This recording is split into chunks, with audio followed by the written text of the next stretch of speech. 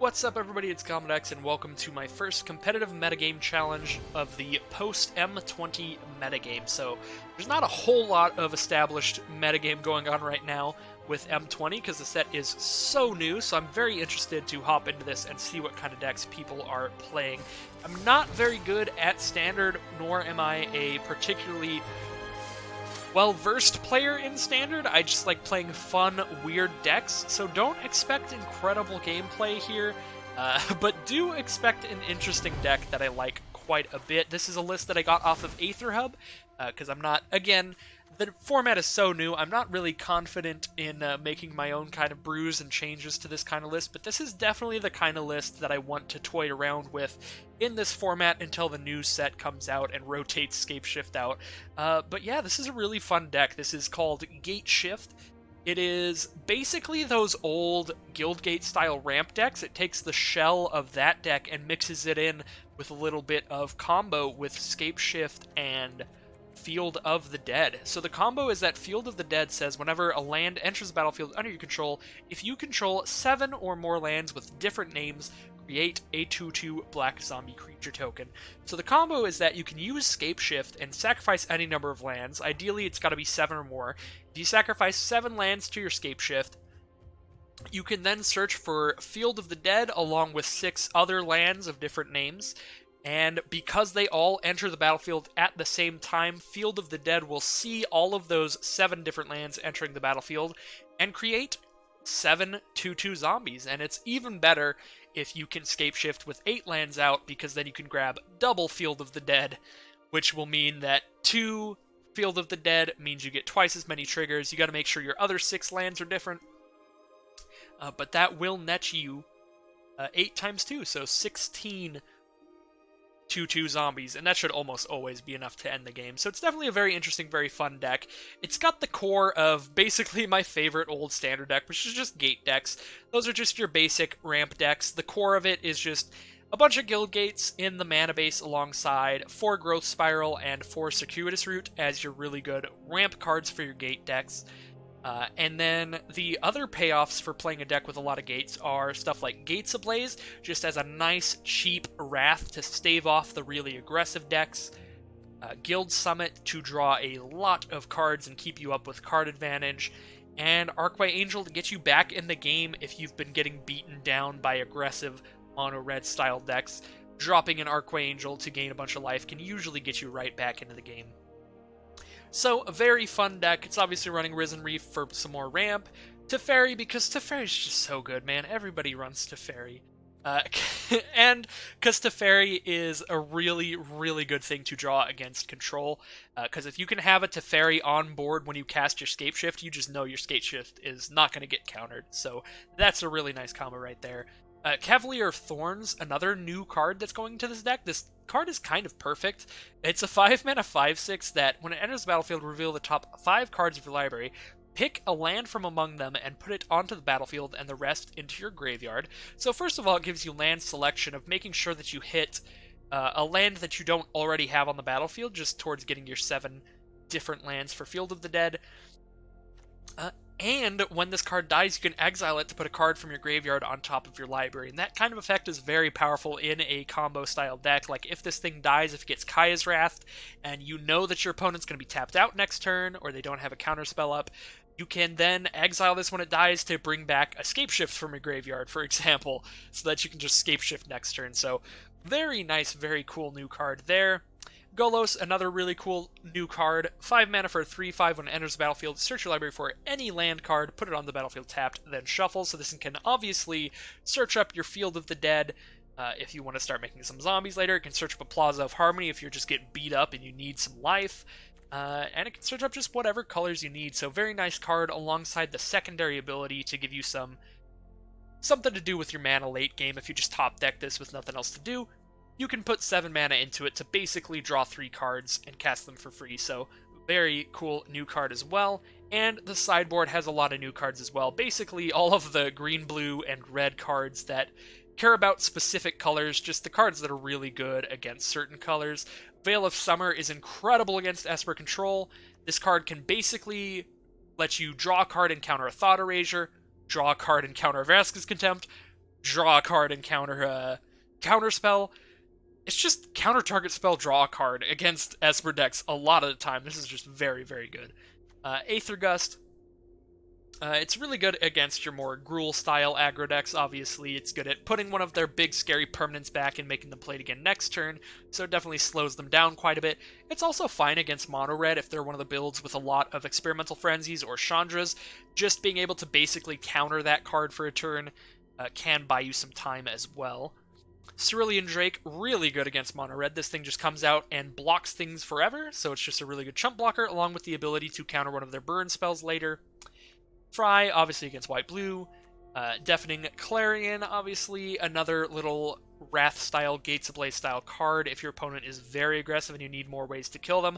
It's also really cute that you could potentially just give all of your 2/2 zombies lifelink for a big swing if you're in a situation like that. If you've gotten into a situation where you're against burn and you manage to resolve Escape Shift, so you have a whole bunch of zombies, but you know they could top deck a burn spell, but they have, like, nothing on board, so you're at 2 life or something, you're like, well, I mean, I guess I'll just give all my zombies lifelink, that way they can't even draw burn spell to get out of this, so it's got a nice little secondary effect as well. Shifting Ceratops, obviously good against control, just an uncounterable threat, and another Arcway Angel to gain life against fast burn-style decks. So, GateShift is the deck that I will be playing. Pretty concerned that I'm just going to die, but that would probably happen even if I were playing something that I know is really competitively viable. So, I'm going to do my best with this deck, but don't be surprised if I scrub out and lose the first round. That is something that can absolutely happen in this kind of event. Definitely the kind of event I would only recommend if you're a very established competitive player and you know you're good at the game and you have a good deck, because otherwise you're paying a lot of gold or gems for probably 1 or 2 games of Magic and not a lot else. So, we're going to do our best here and see where we end up. So, our opponent did have to mulligan game 1 at the very least, and they start out with a Sacred Boundary, so I have no idea what I'm playing against. I might be playing against Boros aggro with Feather Redeemed. That could be cool, and it looks like that is what I'm playing against. So, that is basically a red-white aggro deck that focuses a lot around pump spells to put counters on their stuff like 10th District Legionnaire, and to target stuff like Feather, because Feather says basically whenever you play a spell that targets a permanent you control, you can put that spell right back into your hand at the end of the turn. So just a really fast, kind of combo-style aggro deck. Very interesting deck that we might just get destroyed by here, but I kind of like our start. We do have a Plaza of Harmony next turn to gain some life back, alongside a Gates Ablaze to deal with some threats if we can pick up some more gates here. Unfortunately, we only have 2 gates, so Gates Ablaze is currently at just 2 damage right now. I could literally just Escape Shift to pick up a bunch of gates here. That might actually be the play. Just pick up 4 different gates, that way I can untap and Gates Ablaze for 4 next turn. I mean, our other plays are so dependent on what we possibly draw off this growth spiral, so I think I kind of just have to do that. I don't like it a lot. Like, I feel like we're probably just going to die here, but let's see. So I'm going to pick up 4 different gates. I will make sure that I have 4 greens. So there's 3 greens. So 1 green, got white blue, and then we got green red. I need 1 more green. So a Simic Guild gate. Alright, so I have my 3 green for my Cavalier of Thorns if I hit another land. And I have the red for Gates Ablaze, so I think this is the correct gate mana here. Let's see what happens. Hopefully, nothing insane. So Defiant Strike, looks like this Legionnaire is very quickly going to be out of Gates Ablaze range. There's not a lot I can do about that. I think I really have to rely on the sideboard here. Oh my god, it looks like they kept it at just the 4 toughness here. With... oh, wait, no, Defiant Strike, recast from the grave. Never mind. The Gave Guru of Swords. That's a magic card. Alright, so definitely looks like the kind of thing I'm just getting destroyed by game 1, but that's what's going to happen. I think we have to rely a lot on the sideboard. So, did not draw a gate, so... yeah, 10th District Legionnaire just comes in for 7 damage next turn, so that's going to be game. So, like, my options are to Gates Ablaze and kill everything but the 10th District, but it's at 5 power there. They cast a Defiant Strike onto it that puts it to 6 power and puts a +1/+1 counter on it, so that'd be a problem. Alright, so Fry can kill the Legionnaire and Feather. Aether Gust can put the Legionnaire or Feather back on top of their library. And then Deafening Clarion only does 3 to stuff. So I guess we toss in Aether Gusts and Fries. I mean, Cerulean Drakes might be pretty good against this deck as well.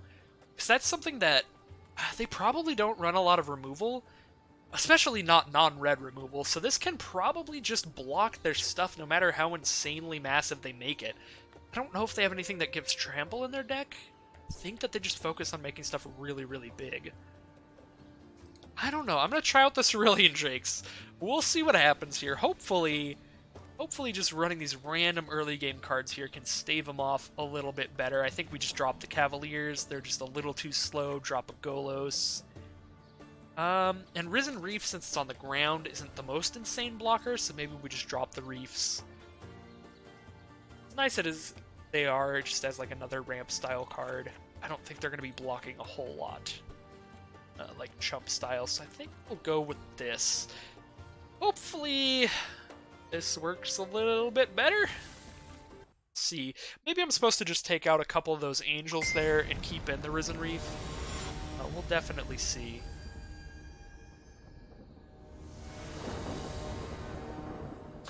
Alright, so I'm going to play first, because their deck is faster than mine. I need all the time I can get. And I'm going to keep this, because it has Cerulean Drake. I definitely need to draw more lands, but hopefully this little annoying Drake can block most of their early game. We will see. So that's a Field of the Dead. I'm going to go ahead and just play that now, because both of these lands enter tapped anyway, so it doesn't really matter the order. I guess I'll play the Drake and then drop the Gruul Guildgate. There is a Hollowed Fountain. We'll save that for later, because we can make that come into play untapped. So we could cast that into a Circuitous Route next turn if we really want to. And let's see if they have an answer to this Drake. I think that's pretty much what this match depends on. If they have an answer to this Drake, we're really dead. If they don't, this might be able to stave off enough damage to keep us in the game just long enough to do some good stuff here. So I am going to pay 2 so I can cast this Circuitous Route. We have a Simic Guildgate and a Gruul Guildgate out, so we don't have a Selesnya Guildgate. And we don't have an Izzet Guildgate, so I'll pick up those 2. Again, so that I have different land names. Now, next land I play, I'll get a zombie off the Field of the Dead. I also have 5 gates out now, so this Archway Angel will gain us a lot of life. I'm hoping that we can hopefully just come right back into this game next turn. Just turn things around and establish ourselves at a relatively dominant position. We'll have to see what happens. Taking another 2. Alright, Plaza of Harmony is a draw that I like a lot as well. That will gain some life. And I actually don't have 5 gates, I have 4 gates. I miscounted. So I will play Plaza and gain some life and make a 2/2 zombie. And you know what? I'm at 15. I don't need to gain the life yet. I'll play Golos. Probably should have cast Golos first. I still thought I was going to be playing Archway Angel there, and that was definitely a problem with my play. I should have just known that I'll be casting Golos first here.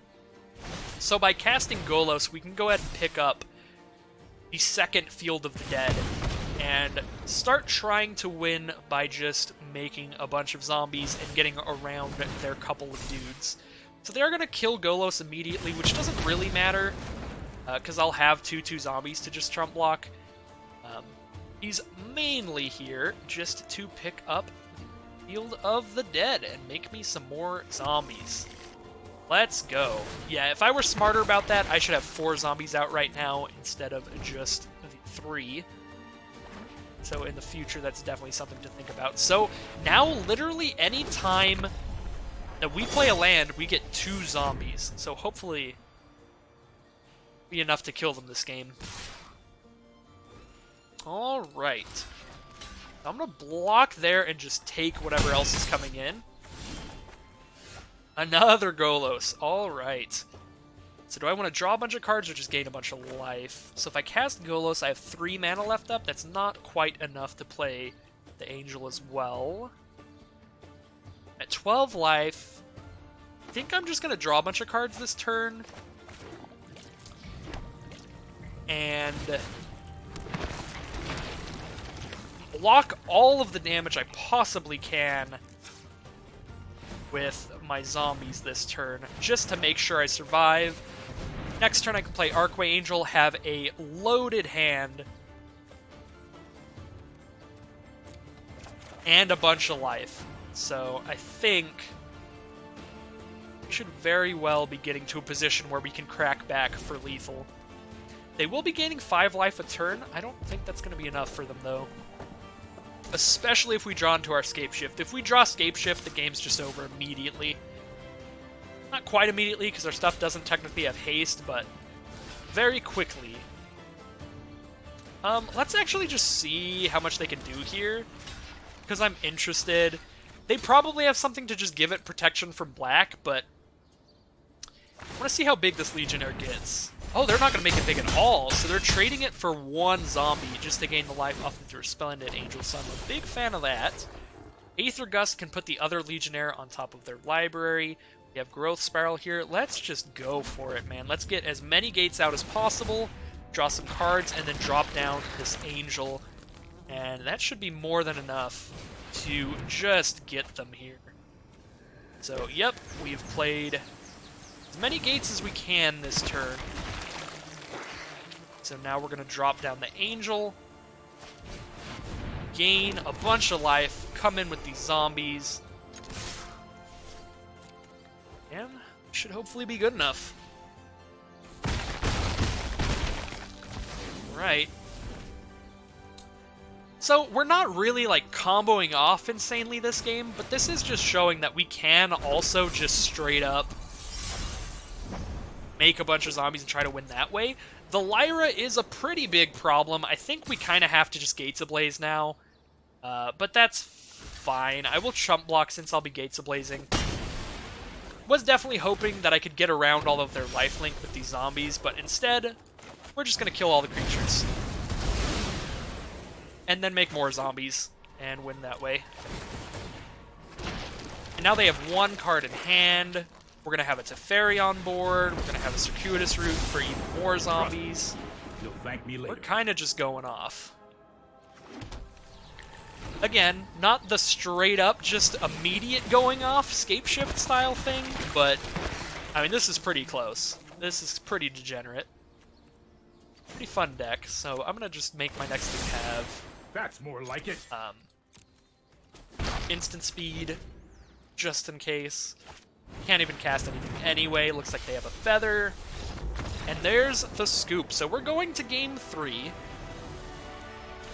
I don't really think that the way that we sideboarded had much to do with it. The Cerulean Drake did block a lot of times, though. So I guess the Drake did help a lot. The Aether Gust didn't really do anything, but we also didn't draw it till late.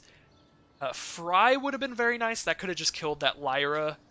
But we also just had Gates Ablaze at that point too, so I don't know if we sideboarded the best. I think I did like still having the Angel in there. That allowed me to get right back up in the life total and have more of a healthy way to survive there. So I'm just gonna keep it like it is. You shall see who will draw better. They are on the play again though, so that's a big deal. They are going to be curving out on us probably and trying to just destroy us that way. This is a really awkward hand. There are 58 lands in this deck. I feel like I have to keep mentioning that because somehow I still keep getting these hands with like 1 or 2 lands, when literally half the deck is lands. Yeah, I mean, there's no green mana. I honestly think I have to mulligan this. As, like, technically likely as it is that we draw land, we get to play this Teferi, like... I've just been burned by stuff like that too many times before. This hand is not a lot better, but, it's fine. I probably have to keep this breeding pool, and I'm not a fan of that. I think I'll get rid of the Boros Guildgate. But yeah, I think I am going to have to try to curve out something. I don't think I play Field of the Dead first. I gotta get my colors out. Let's go green-blue first. 10th District Legionnaire. Definitely doesn't look like the best start. I'll do my best, as you do. But it looks like they're just going to curve out on us. Play the Legionnaire into Defiant Strike plus something else? Oh, but just the Defiant Strike. That is still a lot of damage. These feather decks can rack up the damage real fast. Well, I can pay 2 life just to get a Guild Summon out there. Man, that smarts a lot. Alright. We're just going to play the Guildgate, and I think I'm dead, because I think next turn I have to just pay 2 life to Breeding Pool, Circuitous Route, and hope to get the Guildgates and draw into an Angel immediately. But, like, at this point, they've got 5 damage on board. I'm putting myself down to 7. They need literally 1 pump spell and I die. So I'm, like, very certain I'm just out of it. There's nothing else I can do here, though. Like, I could play a Guild Summit instead of doing the route, just to draw 1 card immediately, but then I just die on their turn as well. Yep, there's just nothing. I would have had to just have, like, Gates Ablaze, like, right now. I would have had to be able to go, is it Guildgate into Gates Ablaze, 4 damage to all your creatures, or else, pretty sure, like, every other draw there is just, like, definitely dead on my opponent's turn. So, I mean, that's kind of how these competitive metagame challenges can definitely go, especially for players like myself that are not very good at Standard. So take this as a bit of a PSA. If you're more of a casual player, not super into competitive, I wouldn't really recommend this event for casual people like myself. Definitely for the tryhards of the world that are just like, I'm gonna go crazy. However, I mean, I survived this turn, so had I top-decked a feather, I could have just got right back into it, but I didn't. Or not a feather, the Angel of the Gates. So I could also do this and hope to draw into the land that gives me 3 life when it comes into play. I think that's literally all I can hope for now, because now I'm just going to die to 3 in the air. Even though I could have a bunch of zombies to block the ground troops, I'm going to die in the air, so I need the land that gains 3 life. That is not that land, unfortunately. But we can go through the motions anyway and just die in the air. So yeah, I would definitely say if you want to get some competitive games in, if you want there to be like legitimate prizes on the line, this is absolutely the format for you. And if not, I would definitely just stick to the casual queues and work on my daily and weekly style quests. So I think that is going to do it for today's video.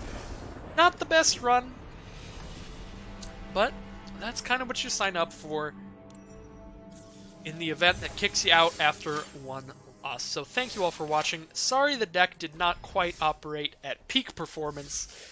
It is a really cool deck. We did get to see 1 game where it really did a lot of its thing. It didn't get to scape shift out for an early win, but I did get to just accrue like a million zombies over the course of the game, so Very cool deck. I would recommend playing it a lot in the casual queues and getting good at it before really try to hop into any kind of competitive stuff with it. And even then, I think it's probably just a little bit too slow for the metagame, unfortunately, just because the really fast mono red and Boros style aggro stuff going around. I think mono red is definitely a safer matchup than that deck. I have played against mono red when casual play in this deck, and I think the matchup's just a lot better. It's like if you get a single Gates Ablaze, you just get right back into the game against mono red. But with those Boros decks where they can make their creatures so massive that they can easily survive stuff like that, and they have more of a late game, it's a lot scarier of a matchup. So thank you everybody for watching. I hope you enjoyed, even though we didn't do so hot. And I'll see you again with more Magic Arena content sometime soon.